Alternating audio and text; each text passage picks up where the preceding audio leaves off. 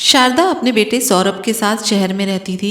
उनके साथ बहू नेहा और बेटा वंश भी रहता था। एक दिन नेहा सुबह के टाइम अपने पति सौरभ से कहती है, सौरभ उठो ना, देखो मम्मी जी कहाँ रह गई हैं, 9 बजने वाले हैं, अभी तक तो नहीं आई हैं। वैसे तो रोज 8 बजे तक आ जाती थी, पर इधर 2-3 दिन से रोज आधा घंटा देर से आती हैं। पर आज तो 1 घंटा हो गया है, अभी तक नहीं आई। नेहा ने अपने पति सौरभ से कहा। सौरभ बोला, कहाँ गई होंगी, अभी आ जाएंगी, तुम परेशान ना हो।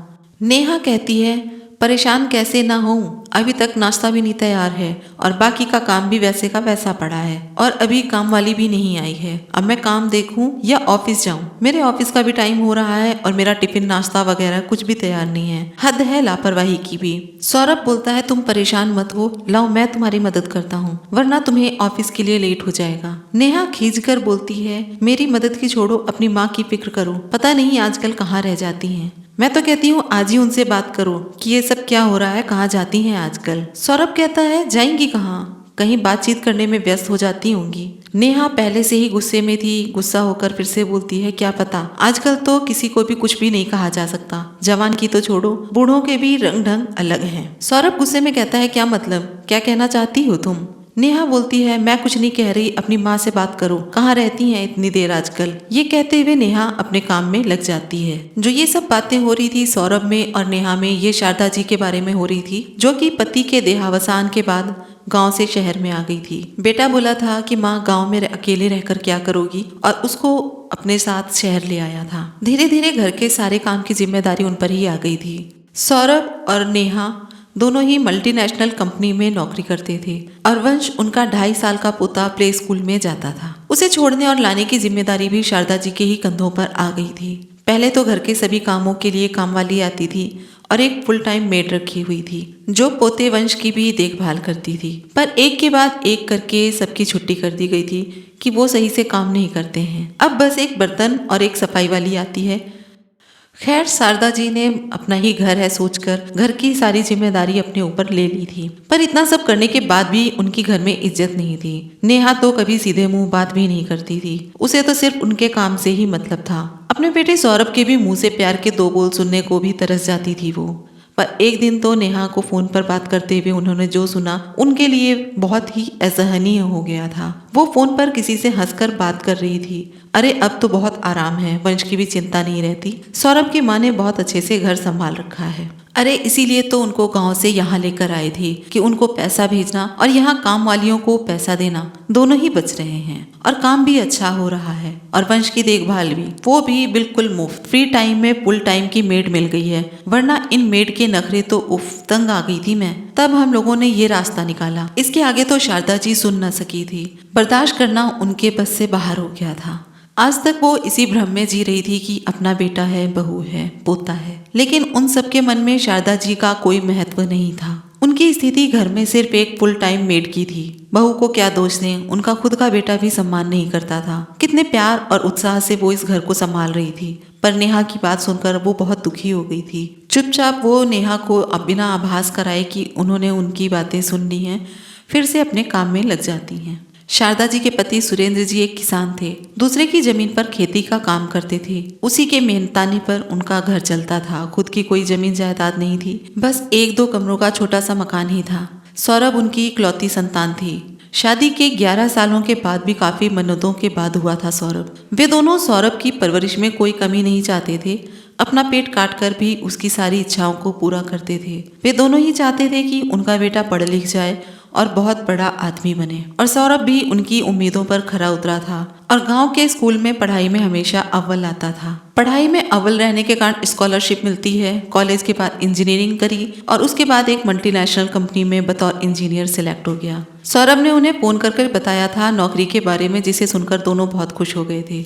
शारदा जी ने उससे कहा कि बेटा अब तो कुछ दिन के लिए घर आ जा, कितने दिन हो गए तुम्हें देखे। सौरभ कहता है, क्या माँ, अभी तो नौकरी मिली है, अभी से छुट्टी नहीं मिलेगी, 6 महीने बाद देखता हूँ, छुट्टी मिलते ही आऊँगा। करीब 8 महीने बाद सौरभ आया 2 दिन के लिए। माँ बाबूजी के लिए खुशखबरी लेकर आया कि वो एक लड़की को पसंद करता है और अगले ही महीने दोनों शादी कर रहे हैं। शादी की बात सुनकर दोनों पति पत्नी अवाक से रह जाते हैं। अपने इकलौते बेटे की शादी को लेकर उन दोनों के सारे सपने धरे के धरे रह गए थे, लेकिन सौरभ की खुशी के लिए वह दोनों मान गए। ना मानने का प्रश्न ही नहीं था क्योंकि सौरभ ने अपना फैसला सुना दिया था। शारदा जी पूछती हैं कि बेटा इतनी जल्दी शादी का इंतजाम कैसे होगा। बेटा कहता है माँ तुम्हें इंतजाम को लेकर परेशान होने की कोई ज़रूरत नहीं है, शादी तो शहर में होगी, वहाँ नेहा के पिता ही शादी का सारा इंतजाम कर रहे हैं। अगले महीने आप दोनों वहाँ आकर आशीर्वाद दे देना। खैर दोनों अगले महीने वहाँ जाकर विवाह संपन्न कराकर गांव आ जाते हैं। उसके बाद शहर जाना ना हुआ, वे दोनों पति पत्नी अकेले ही रहते थे। सौरभ हर महीने कुछ पैसे भेज देता था, पर दोनों कभी भी गांव नहीं आते थे, बस फोन से ही बात हो जाती थी कभी कभी। खैर दोनों इस उम्र में भी एक दूसरे के साथ जीवन बिता रहे थे, पर पति की मृत्यु उपरांत सौरभ गांव का मकान बेचकर उन्हें अपने साथ शहर ले आया था कि अब वो शहर में उनके साथ रहेंगी। आज भी शारदा जी अपने पोते वंश को छोड़ने प्ले स्कूल गई थी, तब से 1 घंटा हो गया अभी तक नहीं आई थी। इसी कारण नेहा खींच रही थी क्योंकि अभी तक कोई भी काम नहीं हुआ था। तभी शारदा जी ने घर में प्रवेश किया। तभी सौरभ कहता है अरे माँ कहाँ रह गई थी आप, हम दोनों कितने परेशान थे। शारदा जी कहती हैं हाँ बेटा परेशान तो हो ही गए होगे तुम लोग, क्योंकि अभी तक घर का कोई काम नहीं हुआ है। सौरभ कहता है अरे माँ कैसी बातें कर रही हो, मुझे तो इस बात की चिंता हो रही थी कि इस अनजान शहर में इतनी देर कहाँ लगा दिया आपने, कहीं रास्ता तो नहीं भूल गई। शारदा जी कहती है मुझे खुशी हुई ये जानकर कि मेरे बेटे को अपनी बूढ़ी माँ की इतनी चिंता है। जुग जुग जियो मेरे लाल, पर अब अपने घर को तुम संभालो क्योंकि मैं जा रही हूँ। सौरभ और नेहा एक साथ बोल पड़ते हैं जा रही हैं मगर कहाँ और क्यों। नेहा के तो चेहरे का रंग ही उड़ गया था ये सोचकर कि अब घर और वंश को कौन संभालेगा, सारे काम कैसे होंगे। जब से शारदा जी आई थी तब से तो वो एक घर में एक दिन का भी नहीं हिलाती थी, सारे काम और वंश की देखभाल सब शारदा जी ही करती थी और वे दोनों निश्चिंत थे और काम वालियों को दिया जाने वाला पैसा भी बच रहा था। पर माँ आप जाएंगी कहाँ, अब तो गांव का भी मकान नहीं रहा और इस उम्र में आप अकेले कहाँ रहेंगी, और आपको यहाँ परेशानी क्या है, सौरभ पूछता है। शारदा जी कहती है बेटा तुम्हें इन सब की चिंता करने की कोई ज़रूरत नहीं है, मेरे रहने खाने पीने की सब व्यवस्था हो गई है।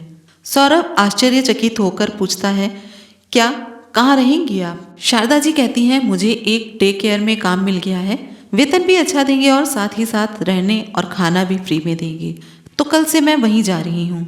इतना सुनकर सौरभ गुस्से में आग बबूला हो जाता है। क्या कह रही हैं आप माँ, आप डे केयर में काम करेंगी और वहीं रहेंगी, कम से कम मेरी इज्जत के बारे में तो सोचा होता, शहर में मेरी कितनी इज्जत है उसे आप धूल में मिला रही हैं। इतने में नेहा भी सौरभ के सुर में सुर मिलाते हुए बोलती है अच्छा माँ जी, इसी वजह से आजकल आपको देर हो रही थी, आपको अगर यहाँ कोई परेशानी है तो हमें बताइए, पर आप यहीं रहिए, क्यों इस तरह के काम करके हमारी बदनामी कराना चाहती हैं। नेहा की बात सुनकर शारदा जी मुस्कुराती हैं और कहती हैं बहू काम तो काम होता है, और फिर वहाँ काम करके मैं सम्मान के साथ रह सकूंगी, और फिर फुल टाइम मेड से तो मुझे ये काम ज़्यादा अच्छा लगा, जितने घंटे की नौकरी उतने ही घंटे काम करना होगा।